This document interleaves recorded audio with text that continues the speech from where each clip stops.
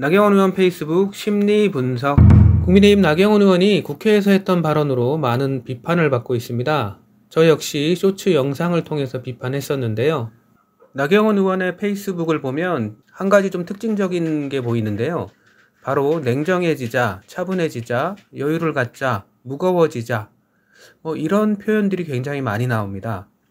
누가 들어도 좋은 말입니다. 하지만 이런 말을 하는 사람들이 정말로 냉정하고 차분할까요? 이번 영상에서는 나경원 의원의 발언을 통해 이런 말 하는 사람들의 문제점을 심리적, 정신적 관점에서 살펴볼까 합니다. 문제점이라고요? 냉정해지자, 차분해지자 이런 말들은 좋은 말 아닌가요? 맞습니다. 누가 봐도 좋은 말이죠. 하지만 그게 문제입니다. 누가 봐도 좋은 말인 건 맞는데 그런 말 뒤에 숨는 게 문제입니다. 좋은 말 뒤에 숨는다는 게 뭐죠?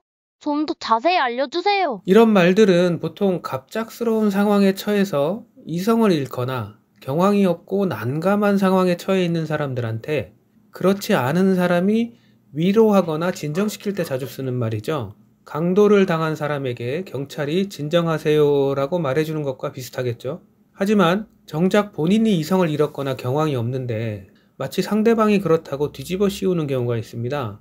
예를 하나 들어보겠습니다. 12월 12일 탄핵소추안이 국회를 통과해서 대통령 직무수행이 중지된 윤석열은 이런 말을 했습니다. 야당이 광란의 칼춤을 추고 있다. 끝까지 싸우겠다. 이 발표가 있은 후에 국민의힘 나경원 의원은 이런 말을 페이스북에 남겼습니다.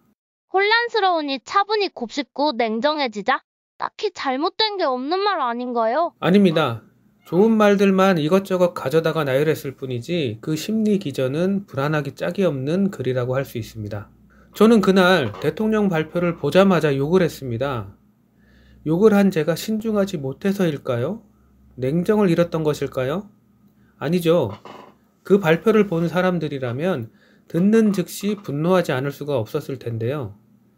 자기 잘못은 전혀 인정하지 않고 국민들이 칼춤을 춘다고 대놓고 말하는데 이게 잘못된 거라고 판단하지 못한다면 그게 더 큰 잘못 아닐까요?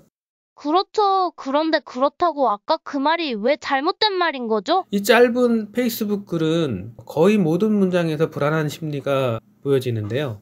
어떤 부분이 잘못됐는지 한 문장 한 문장 살펴보겠습니다. 첫 번째 문장부터 가관입니다. 나라가 혼란스럽다. 실제로 비상계엄 때문에 나라가 혼란스러운 거 아닌가요? 어떤가요? 나라가 진짜 혼란스러운 건가요? 그게 아니죠. 지극히 평온한 일상을 보내고 있던 12월 3일에 군인에다 경찰에다가 점집을 운영하는 퇴역 군인까지 투입해서 내란을 일으킨 윤석열 때문에 혼란이 야기된 것이죠. 그래도 혼란한 건 맞지 않나요? 혼란의 주체가 누구냐가 중요합니다. 계엄을 주도한 세력들은 계획대로 되지 않아서 혼란스러워했죠.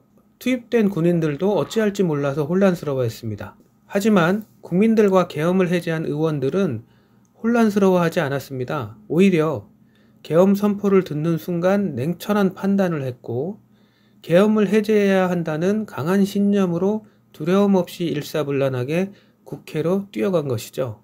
혼란 중에도 차분했던 건 국민과 의원들이었네요. 맞습니다. 국민과 의원들이 냉정함을 잃었었다면 그렇게 신속하게 해제안을 가결시킬 수 있었을까요? 결국 나라가 혼란스럽다라는 표현은 나경원 의원 스스로가 그 상황에서 어찌해야 할지 몰랐다는 말과 다름이 없습니다. 듣고 보니 이해가 좀 되네요. 혼란스러워서 어찌할 줄 몰랐기 때문에 국회에서 물어보지도 않은 변명까지 한 거죠. 국회에 가지도 않았고 계엄 해제에 참석도 안 했으니까 당연히 비판받을 것 같기는 한데 그게 너무 두려운 거죠. 그래서 핑계를 댄다고 하는 게 시민들이 막아서 못 들어갔다. 이런 말도 안 되는 변명을 한 거죠. 결국 본인이 혼란스러운 걸 나라가 혼란스럽다고 표현했다고 봐야 되겠죠. 물론 나경원 의원이 반드시 혼란스러운 상태라고 할 수는 없지만 페이스북 글 이후에 보인 행보를 보면 그럴 가능성이 높지 않을까 싶습니다. 이런 말들은 보통 부족한 자존감이 원인이 되어서 나타나는 경우가 많습니다. 하지만 자존감이 부족한 건 부끄러운 게 아닙니다. 심리적인 불안, 방어 기제 또한 부끄러운 게 아닙니다. 직접적인 면담 없이 진단을 내리는 건 부적절할 뿐 아니라 어쩌면 정치적 의도와 상황 때문에 의도적으로 했던 말일 수도 있겠죠. 그래서 저의 분석이 잘못된 것이라면 다행이고요. 혹시라도 저의 분석처럼 혼란스러운 상태이시면 반드시 전문가에게 상담을 받아보시는 것을 추천드립니다. 하고 싶은 말이 많다 보니 딱 한 줄밖에 분석해드리지 못했는데요. 영상이 너무 길어져서 이번 분석은 여기까지만 하고 다음 문장은 2편에서 분석해드리도록 하겠습니다. 지금까지 내용이 좋았다면 구독과 좋아요 부탁드리고요. 카툰 심리학은 여러분과 함께 만들어가고자 합니다. 본 영상에 대한 의견이나 궁금한 게 있으신 분들, 특히나 나루와의 관계 때문에 힘들었던 경험담이 있으신 분들은 댓글 남겨주시기 바랍니다. 열심히 검토하고 꼼꼼히 검토해서 영상 제작에 적극 반영하도록 하겠습니다. 어려운 심리학을 알기 쉽게 풀어드립니다. 카툰 심리학